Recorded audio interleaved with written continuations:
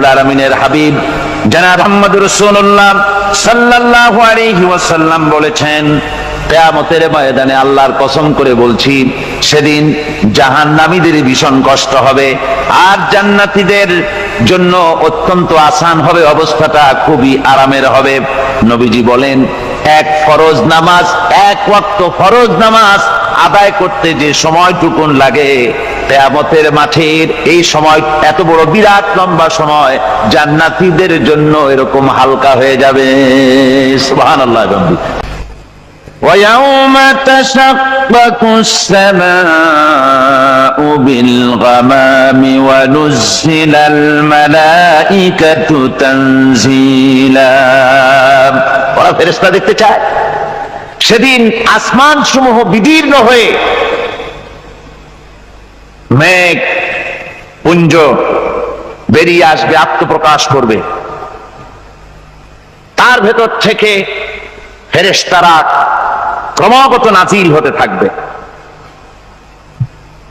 আর অবস্থাটাই হবে, আল মুলকু ইয়াউমাইযিনিল হাক্কু লিররহমান ওয়া কানা ইয়াওমান আলাল কাফিরিনা আসীরা। আর সেদিনে বাদশাহী হবে কেবলমাত্র রহমানের। ওয়া কানা ইয়াওমান আলাল কাফিরিনা আসীরা। আর সেই কিয়ামতের দিন, সেই সময়টা হবে কাফেরদের জন্য বড়ই কঠিন। এখানে কিয়ামতের কিছু কথা বলা হচ্ছে, কিছু আভাস দেওয়া হচ্ছে যে আসমান সমূহ বিদীর্ণ হয়ে মেঘ পিণ্ড বেরিয়ে আসবে এবং তার থেকে ক্রমাগত ফেরেশতারা নাজিল হতে থাকবে। إذا السماء فطرت وإذا الكواكب انتثرت وإذا البحار فجرت وإذا القبور بعثرت। যখন আকাশসমূহ চূর্ণ বিচূর্ণ হয়ে যাবে আর তারকাসমূহ বিক্ষিপ্ত হয়ে পড়বে, সমুদ্র মহাসমুদ্রগুলি দীর্ণ বিদীর্ণ হয়ে যাবে, কবরগুলি সব উদ্গীরণ করে দেবে, তার মধ্যে যা আছে সে সবগুলি। আবার আল্লাহ পাক বলেন, ইযাশ শামসু কুবিরাত ওয়া ইযান নুজুমুন কাদারাত ওয়া ইযাল জিবালু সুয়্যিরাত। সূর্য যখন ঢেকে যাবে, তারকাগুলি যখন বিপর্যস্ত হয়ে যাবে আর পাহাড়গুলি যখন চালিয়ে দেওয়া হবে, এই দৃশ্য তোমরা দেখতে পাবে। فإذا النجوم طمست وإذا السماء فرجت وإذا الجبال نسفت। সেদিন অবস্থা এমন হবে, সমস্ত তারকাগুলি স্তিমিত হয়ে যাবে আর আকাশসমূহ দীর্ণ বিদীর্ণ হয়ে যাবে। আর দেখতে পাবে পাহাড়গুলি, সমস্ত পাহাড়গুলিকে উড়িয়ে দেওয়া হবে। আবার অবস্থা আরো কি হবে, فإذا برق البصر وخسف القمر وجمع الشمس والقمر। যখন চক্ষু বিস্ফারিত হয়ে যাবে মানুষের, চাঁদ আর সূর্য নিষ্প্রভ হয়ে যাবে, সব একাকার হয়ে যাবে, চন্দ্র এবং সূর্য তার অস্তিত্বকে হারিয়ে ফেলবে। শুধু তাই নয়, ওয়াহুমিলাতিল আরদু ওয়াল জিবালু ফাদুক্কাতা দাক্কাতাও ওয়াহিদা। জমিন ও পাহাড়গুলির মধ্যে সংঘর্ষ লাগিয়ে দেওয়া হবে আর তা এক ধাক্কায় জমিন এবং সমস্ত পাহাড়গুলি চূর্ণ বিচূর্ণ হয়ে যাবে। সুবহানাল্লাহ ওয়া বিহামদিহি। আল্লাহ রাব্বুল আলামিন বলছেন, এইভাবে করে কিয়ামতের দৃশ্য, বিভীষিকাময় দৃশ্য তোমরা দেখতে পাবে। আর সেদিনের রাজত্বটা কার হবে? আল মুলকু ইয়াউমাইযিনিল হাক্কু লিররহমান। সেদিনের রাজত্ব হবে কেবলমাত্র রহমানের। অর্থাৎ যেসব কৃত্রিম বাদশাহী দেখে তোমাদের চোখে ধাঁধা লেগে গিয়েছে, তোমাদেরকে দুনিয়ার বাদশাহী দেখে তোমরা ধোঁকায় পড়ে গিয়েছো, এসব বাদশাহী কিছুই টিকবে না সেদিন। সেদিন শুধু বাদশাহী থাকবে একমাত্র আল্লাহ পাকের। কার থাকবে বাদশাহী? যারা বলেন কার? আল্লাহ রাব্বুল আলামিন যখন কিছুই থাকবে না, ঘোষণা করবেন লিমানিল মুলকুল ইয়াউম লিল্লাহিল ওয়াহিদুল কাহ্হার। আজকে কার রাজত্ব?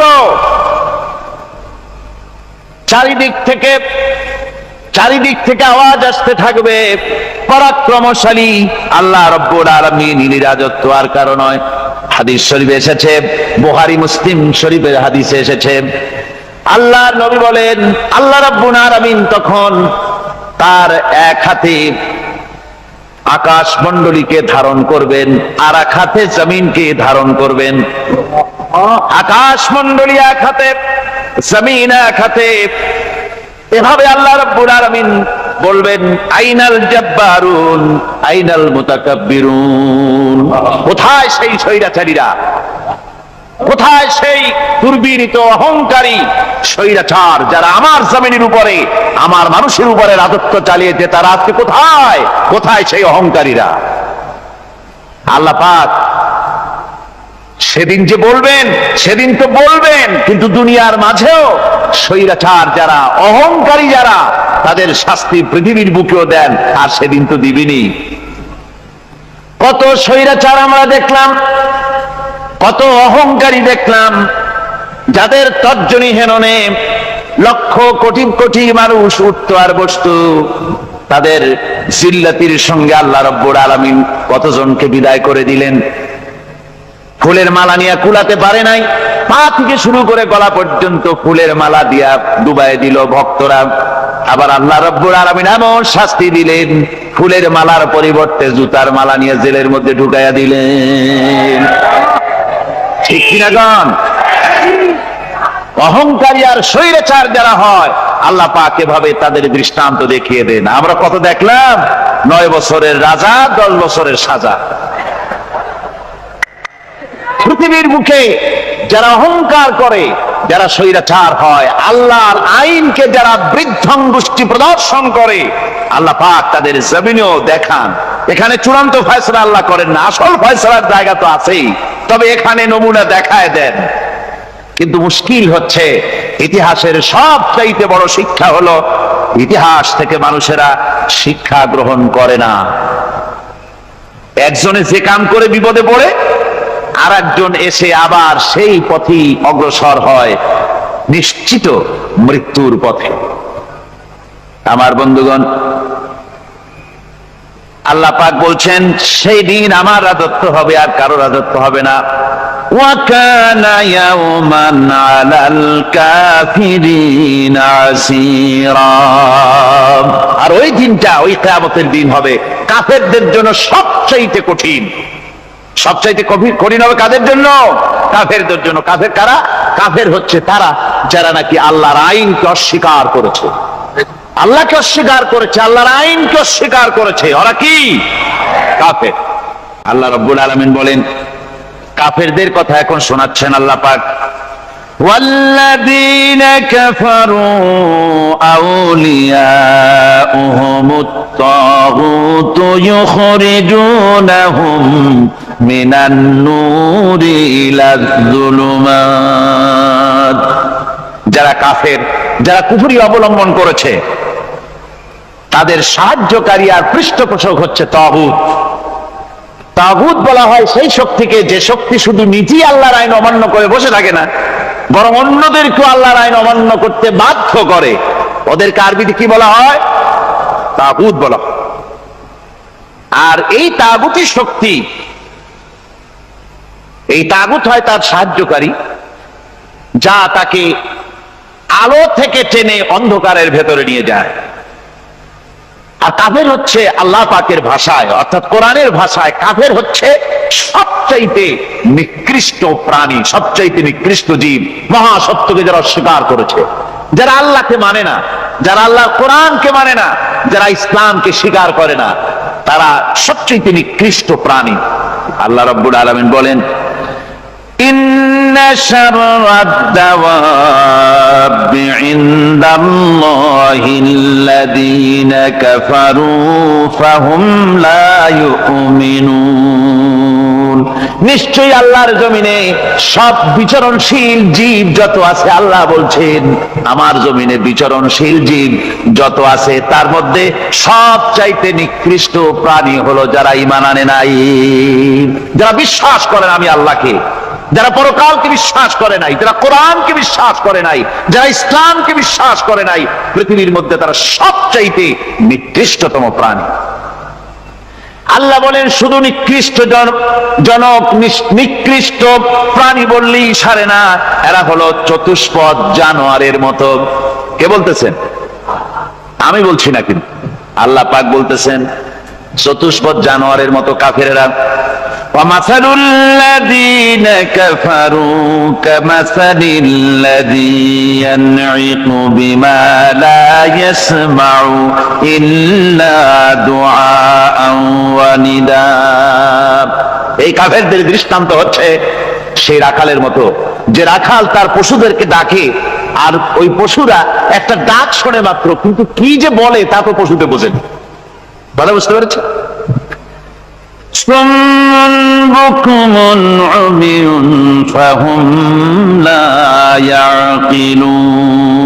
এরা বোবা, এরা বধির, এরা অন্ধ, এ কারণেই কোনো কথা বোঝে না। এরা চতুষ্পদ জানোয়ারের চাইতেও নিকৃষ্ট। যাদেরকে আমি আল্লাহ বলেন, যাদেরকে আমি চোখ দিলাম, চোখ থাকতে হক দেখলো না, সব দেখলো, হক দেখে নাই চোখ দিয়া, এই চোখ দিয়া সব দেখলো, নারীর সৌন্দর্য উপভোগ করলো, আর নারীর অঙ্গ প্রত্যঙ্গ নিয়ে নানা ধরনের গল্প লিখলো, কবিতা লিখলো, কিন্তু এই সৌন্দর্য যিনি দিলেন তারেও চিনল না। আছে না কত কবি আমাদের দেশে? আমার দেশের সেই কবি জাতীয় পুরস্কার পায় যে কবি নারীর বিশেষ বিশেষ অঙ্গ নিয়ে বেশি করে নির্লজ্জ কবিতা লিখতে পারে, ওই হলো সবচেয়ে বড় কবি। আমার বন্ধুগণ, একজন বুজুর্গ ব্যক্তি তিনি পথ দিয়ে যাচ্ছিলেন, তো সে পথে এক সুন্দরী যুবতী মেয়েকে দেখে সেই যুবতী মেয়ের দিকে এই বুজুর্গ ব্যক্তি এক নজরে তাকায় আছে। তখন এই ঘটনাটাকে কবি এভাবে লিখতেছেন সাজায়: একদা সুখদায়ক প্রমোদা বদন, দর্শন করিবম ঝরিল নয়ন, হেসে কহে সে রূপসী সবিস্ময় মন, কহ দেখি মহাশয় কহ কি কারণ, বিষয় বিরাগী তুমি ভুবনে প্রচার, কি হেতু জন্মিল তব মানস বিকার, সামান্য ললনা রূপ করি দর্শন, উচিত না হয় তব অশ্রু বরিশন। বুজুর্গ ব্যক্তি ওই মহিলার দিকে তাকিয়ে তাকিয়ে কাঁদতেছেন। সুন্দরী মহিলা বলেন, আল্লাহর বুজুর্গ বান্দা, আপনি এলাকার ভিতরে বুজুর্গ এবং পীর হিসাবে, বুজুর্গ ব্যক্তি হিসাবে আপনি বিখ্যাত। আজকে আমাকে এখানে দেখে আপনি আমার দিকে তাকায় আমার রূপ উপভোগ করতেছেন আর কাঁদতেছেন। আপনার মতো সংসার বিরাগী মানুষ আমার মতো একটা সুন্দরী মেয়েকে দেখে এভাবে কাঁদা ঠিক না। বুজুর্গ ব্যক্তি বলছেন,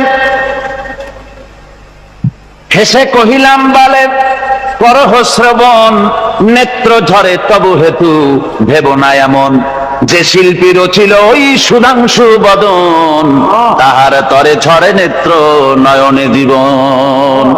আল্লাহর বান্দি, আমি তোমাকে দেখি কান্দি না, আমার চোখে পানি বেরিয়ে গেছে। তোমারে দেখে আমি মনে মনে ভাবলাম, এত সুন্দর করে যিনি মানুষ বানিয়েছেন না জানি ওই আল্লাহ রব্বুল আলামিন কত বড় সুন্দর। আমার ভাইরা, সুতরাং চোখ থাকতে ওরা আল্লাহ রাব্বুল আলামিনের কুদরত ওরা দেখে নাই, কান থাকতে কোরআনের আওয়াজ ওদের কানের মধ্যে ঢোকে নাই, বিবেক থাকতে আল্লাহর দ্বীনকে বুঝতে পারে নাই, চিন্তা করতে পারে নাই। আল্লাহ রাব্বুল আলামিন বলেন, উলাইকা কাল্লানাম,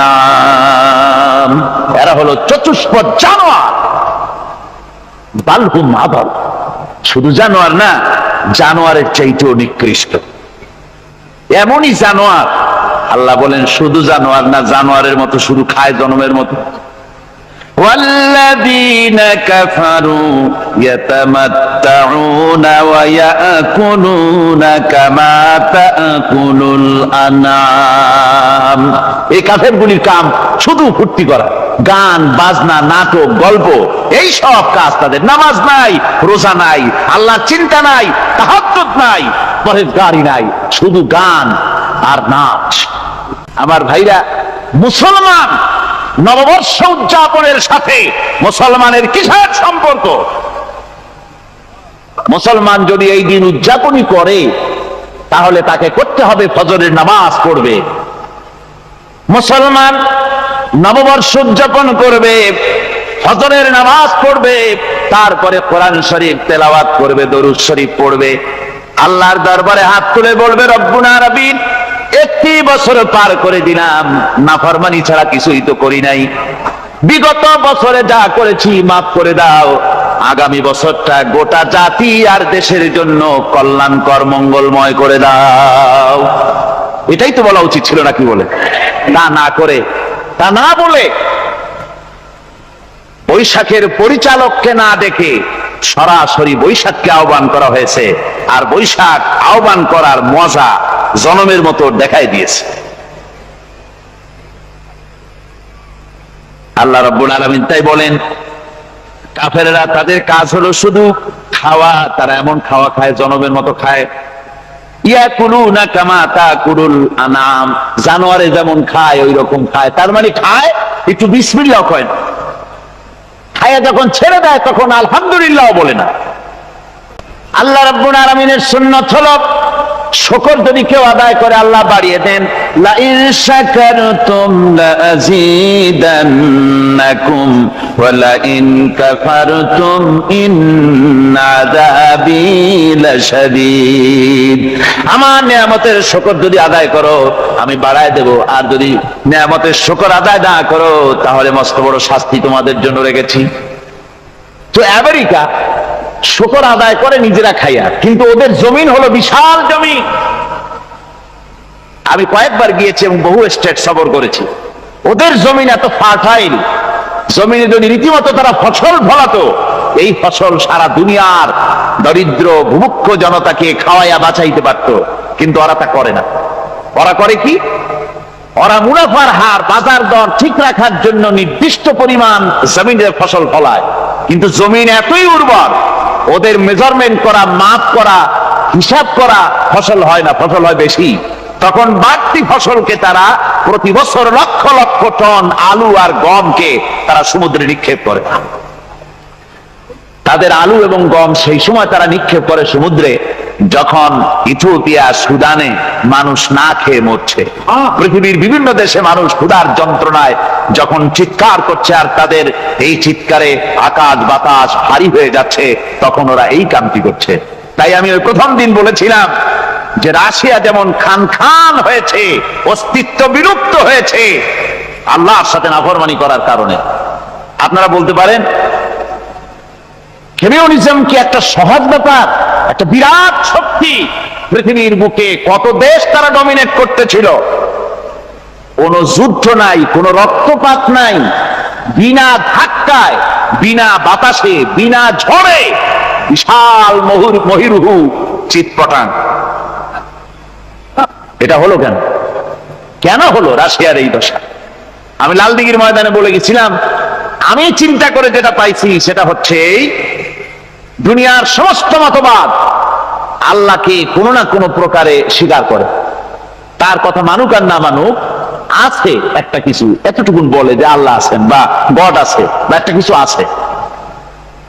কমিউনিজম, সমাজতন্ত্র হলো পৃথিবীর একমাত্র নিকৃষ্ট মতবাদ, যে মতবাদ সরাসরি আল্লাহকে অস্বীকার করেছে, বলেছে আল্লাহ নাই, দেয়ার ইজ নো গড। তারা ধর্মকে আফিম বলেছে। আল্লাহ পাক তাই কোন যুদ্ধ ছাড়া, কোন মারামারি ছাড়া, কোন রক্তপাত ছাড়া এই বিশাল শক্তিকে উৎকারে উড়িয়ে দিলেন, তুলার মতো হয়ে। গোটা রাশিয়া তুলার মতো হয়ে, পেঁজা তুলা, ধোনা তুলার মতো হয়ে সব উড়ে চলে গিয়েছে, অস্তিত্ব বিলুপ্ত হয়ে গিয়েছে। কিন্তু আমাদের দেশের খুচরা কমিউনিস্টরা এখনো স্বপ্ন দেখে। ওই যে কালকে বলেছি, তারা বলে কলমের খোসা এটা এখনো নষ্ট করা যাবে না, এটা এখনো চালু করা হবে, এখনো চীনে আছে, এখনো কিউবায় আছে। ওই কিউবা থেকে চীন থেকে ফিদেল কাস্ট্রোর একটু আওয়াজ শোনে, চীন থেকে মিস্টার ব্যাং না কি জানি না, ব্যাং এর আওয়াজ শোনে, আর তাই মনে করে এ বুঝি সমাজতন্ত্রের বিজয়ের গান। না, চীন থেকে আর কিউবা থেকে যে আওয়াজ আজকে উঠতেছে, এই আওয়াজ সমাজতন্ত্রের বিজয়ের আওয়াজ নয়, এটা হলো সমাজতন্ত্রের মরণ যন্ত্রণার গোঙানির আওয়াজ। কাজী এরা দুনিয়ার বুকে শুধু আনন্দ এবং ফুর্তি করে, আল্লাহর হককে, আল্লাহকে চিনতে তারা ব্যর্থ হয়েছে। আল্লাহ রাব্বুল আলামিন বলেন, অবিশ্বাসীদের কৃতকর্ম, তাদের কাজগুলি, তাদের কর্মফল সব নিষ্ফল হয়ে যাবে। ওয়াল্লাযীনা কাফারু আ'মালুহুম কাসারাবিন বিকিআতিন ইয়াহসাবুহুল যামআনু মা। আল্লাহ পাক বলেন, কাফের যারা, অবিশ্বাসী যারা, যারা আমাকে অস্বীকার করেছে, অবিশ্বাস করেছে, তাদের আমলগুলি হলো মরুভূমির মধ্যে মরীচিকার মতো।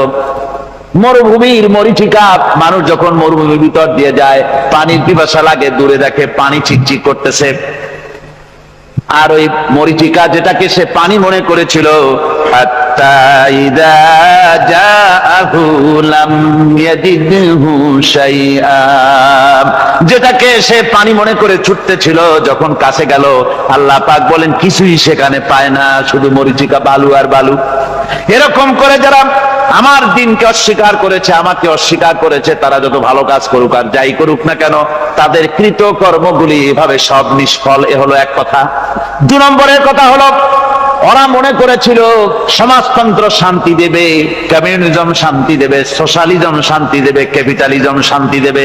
এই শান্তির চিন্তা করে অগণিত মানুষকে হত্যা করে সমাজতন্ত্রের রাজত্ব যখন কায়েম করলো, 70 বছরও চলে গেল, তারপরে তারা দেখলো হাত্তা ইযা জাআহু লাম ইয়াজিদহু শাইআ, কিচ্ছুই পেল না। তারা ক্ষুধার যন্ত্রণায় মরলো, কাপড় নাই, খাবার নাই।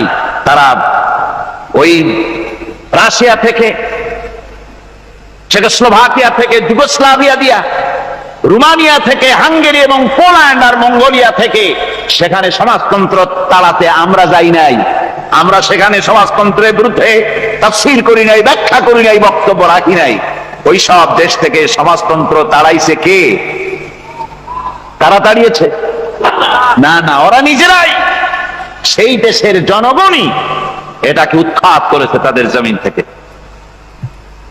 আল্লাহ পাক বলছেন, যারা আমার দিনকে, আমার বিধানকে যারা অস্বীকার করবে, তারা এই অস্বীকারী অবস্থায় যদি মৌত হয়, প্রাণকে শুধুমাত্র নামাজ, রোজা, হজ, যাকাত আর বেহেশত দোজখ যারা মনে করে, জীবন ব্যবস্থা মনে করে না, এই অবস্থায় যদি মারা যায়, আল্লাহ রাব্বুল আলামিন বলেন, ইন্নাল্লাযীনা কাফারু ওয়া মাতু ওয়া হুম কুফফারুন উলাইকা আলাইহিম লানাতুল্লাহি ওয়াল মালাইকাতি ওয়ান নাসি আজমাইন।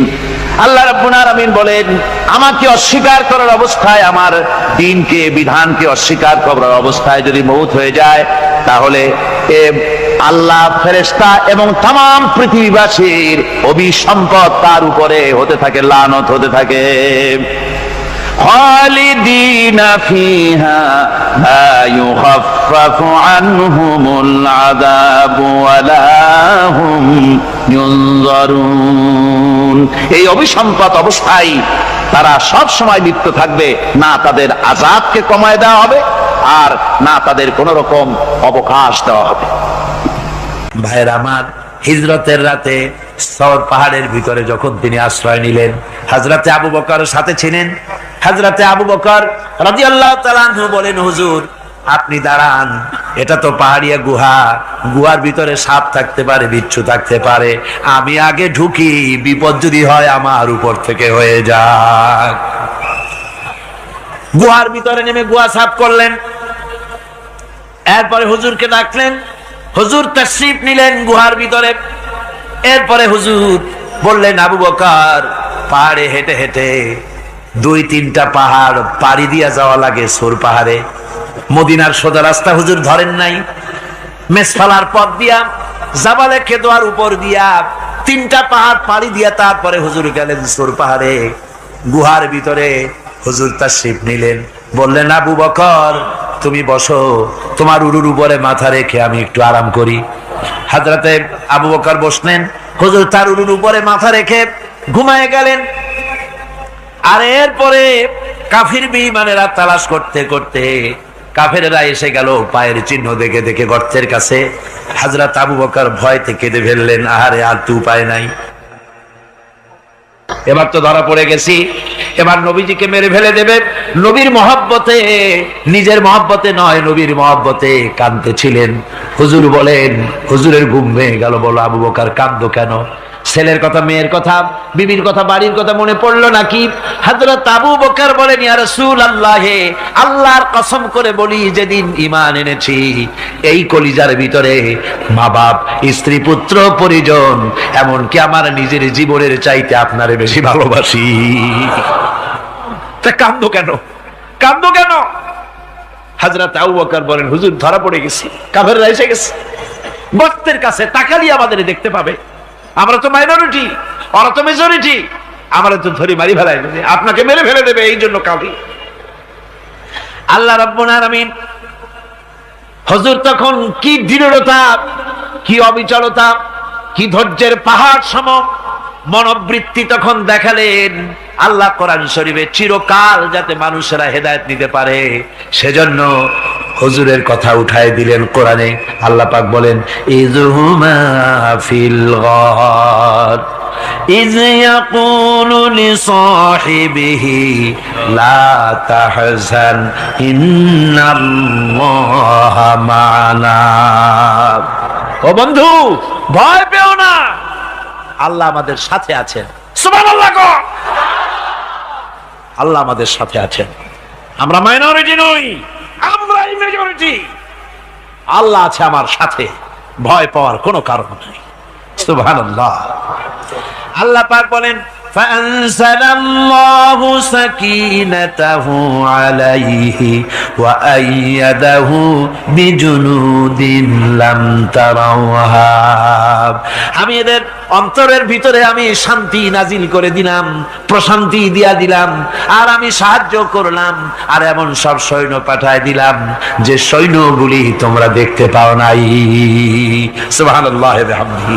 ভাইরা আমার, রাসূল করিম সাল্লাল্লাহু আলাইহি সাল্লাম এই বিপদের মাঝে, চরম বিপদের মাঝে অবিচলতা, দৃঢ়তা, কঠিন আত্মনির্ভরতা দেখিয়েছেন। এগুলি হলো ঈমানের 5ম নম্বরের উপকারিতা। আল্লাহর প্রতি ঈমান আনলে এভাবে পাহাড় সম ঈমান মজবুত হয়ে যায়। জেলের পরোয়া করি না, ফাঁসির পরোয়া করি না, শহীদ হওয়ার পরোয়া করি না, মেরে ফেলে দেবে, উড়ায় দেবে, হত্যা করবে, পরোয়া করি না। পরোয়া করি কেবলমাত্র কাকে? জোরে বলেন কারে? এইরকম মুসলমান হাজার হাজার লাখ লাখ দরকার নাই, 313 জন যথেষ্ট। কয়জন যথেষ্ট? 313 জন যথেষ্ট। বদরে যারা জান দিয়ে, মাল দিয়ে দ্বীনকে প্রতিষ্ঠিত করেছিলেন, এরকম 313 জনই যথেষ্ট ছিল। এই দৃঢ়তা, এই অবিচলতা, এই ঈমান, এই ধৈর্য শিক্ষা দেয়, এই উপকার করে ঈমান বিল্লাহ। আল্লাহর প্রতি ঈমান আনলে এভাবে পাহাড়ের মতো শক্ত হয়ে যায় কলিজা। কোন আলহামদুলিল্লাহ। আমার বন্ধুগণ, এবার আমি বলবো সর্বশেষ উপকারের কথাটা বলি, মোনাজাত ছেড়ে দেব। কয়টার কথা বলছিলাম? উপকার 6টা উপকারের কথা বলেছি। অনেকগুলি বৈশিষ্ট্য, অনেকগুলি উপকারের মধ্যে আল্লাহর প্রতি ঈমানের 6টা উপকারের কথা 5টা বলা হয়ে গেছে। এবার 6ষ্ঠ নম্বর এবং শেষ নম্বর, এটা হচ্ছে আল্লাহর প্রতি ঈমান আনলে পরে তার দ্বারা সবচাইতে বেশি ফায়দা পায় সমাজ এবং রাষ্ট্র। কোন আলহামদুলিল্লাহ, কোন আলহামদুলিল্লাহ। আল্লাহর প্রতি ঈমানের দ্বারা নৈতিক সংশোধন হয় এবং রাষ্ট্র আর সমাজ সবচাইতে বেশি উপকৃত হয়। কারণ হলো ইমানদার ব্যক্তি আল্লাহর প্রতি যে ঈমান এনেছে তার মনের মধ্যে ধারণা এটা হয়, আমার কোনো কাজ তো গোপন থাকে না।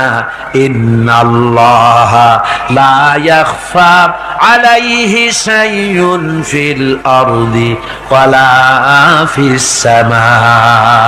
আল্লাহর কাছে গোপন বলতে কিছু নাই, আকাশেও নাই, জমিনেও নাই, কোনো কিছু গোপন নাই। সুতরাং আমি যা করি সব আল্লাহ দেখেন এবং শোনেন।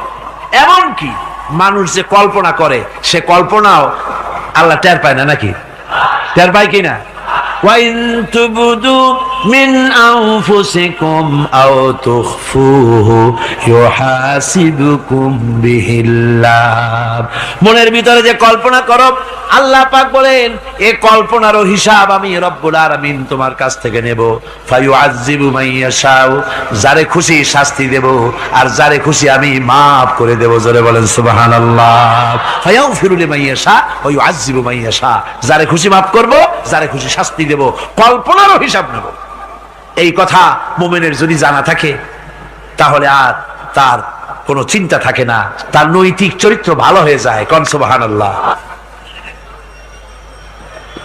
আমার বন্ধুগণ, ইমানদার লোক, আল্লাহর প্রতি ইমান আসলে পরে সমাজ উপকৃত হয়, রাষ্ট্র উপকৃত হয়ে যায়। যেহেতু বান্দা জানে আমি দায়িত্বহীন কোনো কথা বলতে পারবো না, দায়িত্বহীন কোনো কাজ করতে পারবো না। আল্লাহ পাক বলেছেন, মা ইয়ালফিযু মিন কাউলিন ইল্লা লাদাইহি রাকীবুন আতীদ। বান্দা এমন কোনো কথা বলে না যে কথা আমার ফেরেশতারা রেকর্ড করে না রাখে। কাজী মুমিন ব্যক্তি আল্লাহর ভয়তে দায়িত্বহীন কথা বলবে না। নির্বাচন আসতে পরে রাস্তা সোনা দিয়ে বান্দায় দেব, এই করব সেই করব, না খাইয়া কেউ মরবেন না। আসে না নির্বাচনের সময় সারাগালি বদনারা মঞ্চে দাঁড়িয়ে কত বড় বক্তৃতা করে, ভাইয়ের আমার, বোনের আমার, এবার আমার বোতল মার্কা বাক্স, আপনারা আমাকে ভোট দিয়ে দেশ এবং জাতির আরেকবার 12:30 বাজাইবার সুযোগ দিন। এবার ক্ষমতায় গেলে কেউ না খাইয়া মরবেন না, কিন্তু কি খাইয়া মরবে তাও বলেন। এর মারফতি অর্থ হচ্ছে এই, ওরা যদি ক্ষমতায় যেতে পারে তাহলে বিষ খাইয়া হোক, গুলি খাইয়া হোক, কিছু না কিছু খেয়ে মরতে হবে। একেবারে খালি পেটে মরলে গ্যাস্ট্রিক হওয়ার সম্ভাবনা আছে। ঈমান বিল্লাহ যদি না থাকে, আল্লাহর ভয় যদি না থাকে, তাহলে দায়িত্বহীন কথা বলে। আর আল্লাহর ভয় যদি থাকে তাহলে নৈতিকতার সংশোধন হয়ে যায়, দায়িত্বপূর্ণ কথা বলে, মানুষকে ফাঁকি দেয় না। আমার বন্ধুগণ, আল্লাহ রাব্বুল আলামিন তার বান্দা যারা আল্লাহকে ভয় করে, সেই ভয় করা বান্দাগুলির মনের মধ্যেই চিন্তা এসে যায়, আমি যেখানে থাকি না কেন আল্লাহ আমাকে দেখতেছেন, শুনতেছেন। রাতে হোক দিনে হোক যেখানে আছি আল্লাহ আমারে দেখতেছেন। আল্লাহ পাক বলতেছেন, ওয়া হুয়া মাআহুম ইজ ইউবাইতুনা মা লা ইয়ারদা মিনাল কাওলি ওয়া কানা আল্লাহু বিমা ইয়ামালুনা মুহীতা। আল্লাহ পাক বলেন, আমি তো আমার বান্দার নিকটে তখনও থাকি যখন সে গোপনে গোপনে রাতের বেলায় আমার মর্জির খেলাফ পরামর্শ করে। আমার মর্জির খেলাফ পরামর্শ করতেছে রাত্রে, আমি তো তখনও কাছে থাকি, ওটা আমি শুনি। ঈমান যদি আসে তাহলে এই সব কাজ থেকে সে বিরত থাকে। সে যদি কম হয় সেখানেও আল্লাহ, বেশিও যদি হয় সেখানেও আল্লাহ। এমন কোন জায়গা আছে নাকি চিটাগংয়ে যেখানে আপনি একটা আকাম করবেন আর আল্লাহ টের পাবে না? কোন আছে নাকি? আচ্ছা, চট্টগ্রামে না থাকুক, বাংলাদেশের কোন জায়গা আছে নাকি? পার্বত্য চট্টগ্রামে যত পাহাড় আছে, উঁচু নিচে জায়গা আছে, ওই জায়গায় বোধহয় আছে নাকি? সারা পৃথিবীতে আছে কোথাও? আল্লাহকে ফাঁকি দেওয়ার জায়গা কোথাও? সব স্পষ্ট। আল্লাহ কি ঘুমায় নাকি? ঘুমায়? তার কাছে দিনও যা, রাতও তাই। সমানে তিনি দেখতে পান, শুনতে পান, সবকিছু দেখতে পান, সবকিছু শুনতে পান। তাকে ফাঁকি দেওয়ার কোনো উপায় নাই। এই জন্য ৬ষ্ঠ নম্বরের উপকার যেটা হয় সেটা হলো সমাজ উপকৃত হয় ওই মানুষ দিয়ে যার মধ্যে ঈমান আছে। হযরত ওমর রাদিয়াল্লাহু তাআলা আনহু রাতের আধারে শেষ রাত্রে ঘুরতেছিলেন, দেখেন এক বাড়িতে কথা হচ্ছে, কথাবার্তার আওয়াজ পাওয়া যায়, মনে করলেন কোনো অসুখ বিসুখ নাকি। ঘরে গিয়ে কান পাচ্ছেন দেওয়ালের সাথে, শুনতে পাচ্ছেন ভিতরে বুড়ি মা তার মেয়েকে বলছে, এই মেয়ে ওঠ, উটের দুধ দোয়াই নিয়ে আসছি, এর মধ্যে পানি মিশা, তারপর সকালে বাজারে নিয়ে যা। মেয়ে বলছে, মা এই কামটা আমি পারবো না। কেন পারবি না? হযরত ওমর ফরমান জারি করেছেন, দুধে পানি মিশাতে নিষেধ করেছে, কাজে এই কাজটা আমি পারবো না। আরে বেটি, আমিরুল মুমিনিন দেখ এখন কোথায় যায়, ঘুমায় আছে, সে কি দেখতেছে নাকি যে পানি মিশাই না কি মিশাই? মেয়ে বলতেছে, মা আমিরুল মুমিনিনকে ফাঁকি দেওয়া যেতে পারে, তার পুলিশ বাহিনীকে ফাঁকি দেওয়া যেতে পারে, কিন্তু আল্লাহ রাব্বুল আলামিনের চোখকে ফাঁকি দেওয়া যাবে না। হযরত ওমর এই কথা শুনে বাড়ি চলে গেলেন, আর নিজের ছেলেকে ডেকে বললেন, ছেলে আমার, অমুক জায়গায় একটা বাড়ি আছে, আর সেখানে একটা যুবতী মেয়ে আছে, ওই মেয়েটার বিয়ে হয়েছে কিনা শোনো, যদি বিবাহ না হয়ে থাকে তুমি তোমার নিজের বিয়ের প্রস্তাব দাও। আমিরুল মুমিনিন এই মেয়েটা সুন্দরী কেমন, স্বাস্থ্য কেমন কিছুই দেখলেন না, দেখলেন তাকওয়া। কি দেখলেন? আল্লাহর ভয়। হযরতে মুসা আলাইহিস সালাম তার উম্মতেরা দরিয়ার পাশে বসে দ্বীনি কথাবার্তা বলতেছেন, এমন সময় ফেরাউন, তার শত্রু হচ্ছে মুসা আলাইহিস সালাম। শত্রু কেন? মুসা কি ফেরাউনের পাকা ধানে মই দিয়েছে নাকি? বলেন আপনারা, তার হালের গরু পিটায় মারছে নাকি? অপরাধ হলো তিনি আল্লাহর জমিনে আল্লাহর আইন প্রতিষ্ঠার কথা বলেছেন। এই শুধুমাত্র এই অপরাধে ফেরাউন তার দলবল নিয়ে 3 দিক থেকে আক্রমণ করেছে। মুসা আলাইহিস সালামের উম্মতেরা ভয় পেয়ে গেছেন, তারা বলছেন, ইন্না লামুদরাকুন, আমরা পাকড়াও হয়ে গেছি। 3 দিকে সাড়াশি আক্রমণ, 3 দিকে শত্রু, একদিকে দরিয়া, পালাবার রাস্তা আছে? হযরত মুসা আলাইহিস সালাম ভয় পেয়ে গেলেন, সারেন্ডার করলেন না। হযরত মুসা আলাইহিস সালাম বললেন, কাল্লা, কখনো নয়, ভয় পাওয়ার কোনো কারণ নাই, রব্বি সায়াহদিন, অবশ্যই আমার রব আমার জন্য রাস্তা করে দিবেন। ভয় পাইও না, আমার রব রাস্তা করে দিবেন। আল্লাহ রাব্বুল আলামিন হযরত মুসা আলাইহিস সালামকে অর্ডার করলেন, হাতের লাঠি দিয়া দরিয়ার উপরে আঘাত করো। হযরতে মুসা আলাইহিস সালাম দরিয়ার উপরে আঘাত করলেন। রাস্তা ছিল দরকার একটার, এক বাড়িতে আল্লাহর হুকুমে লাঠি দিয়ে একটি আঘাত করার সঙ্গে সঙ্গে হযরত মুসার তার সঙ্গী সাথী দরিয়া পার হওয়ার জন্য দরিয়ার মধ্যে দিয়ে আল্লাহ 12টা রাস্তা পয়দা করে দিলেন। সে আল্লাহ আছে না নাই? এত আসতে বলেন কেন? ভয় পাওয়ার কারণ আছে? রাষ্ট্র শক্তি বাধা দিয়েছে সমস্ত নবীদেরকে। কেন? নবীদের চরিত্র খারাপ? জোরে বলে, নবীদের চরিত্র খারাপ? নবীদের চাইতে মাসুম, বেগুনাহ, উন্নত চরিত্রের মানুষ আল্লাহর আকাশের নিচের জমিনের উপরে আর হয় নাই। তোমরা যে সামনে তাদের পিছনে দৌড়াও, অমুকের সৈনিক, নেতা নেতা করে মরো,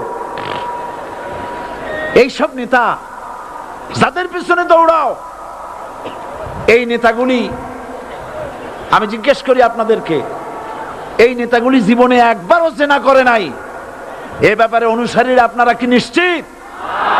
মিথ্যা কথা জীবনেও কয় নাই, প্রতারণা করে নাই, ঠাট্টা করে নাই, বিদ্রুপ করে নাই, মদ খায় নাই, মানুষ হত্যা করে নাই।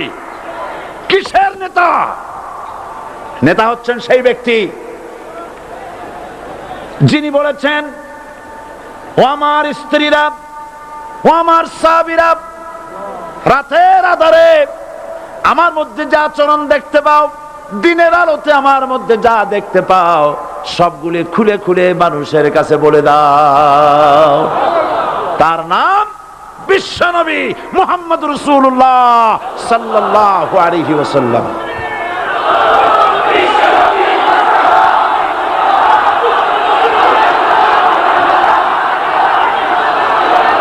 যার চরিত্রের সার্টিফিকেট আল্লাহ রাব্বুল আলামিন নিজে দিচ্ছেন, ওয়া ইন্নাকা লাআলা খুলুকিন আযীম। নবী হে, উন্নত চরিত্রের উপরে আপনি প্রতিষ্ঠিত। সুবহানাল্লাহ। কে সার্টিফিকেট দিচ্ছেন? আযীম, আযীম। আরবিতে চওড়াকে বলা হয় আরিদ, গভীরতাকে বলা হয় আমিক। কত প্রশস্ত, যা মাপার কোনো ফিতা নাই, কত গভীর, যা মাপার কোনো যন্ত্র নাই, এইটাকে আরবিতে বলা হয় আজিম। সুবহানাল্লাহ বলতে ইচ্ছে করে না? ও নবী, তোমার চরিত্র এমন যা মাপার মতো যন্ত্র পৃথিবীতে নাই। এই সার্টিফিকেট দিলেন কে? সমস্ত নবীরাই চরিত্রবান, নবীরা মাসুম, বেগুনাহ। সুবহানাল্লাহ বিহামদিহি।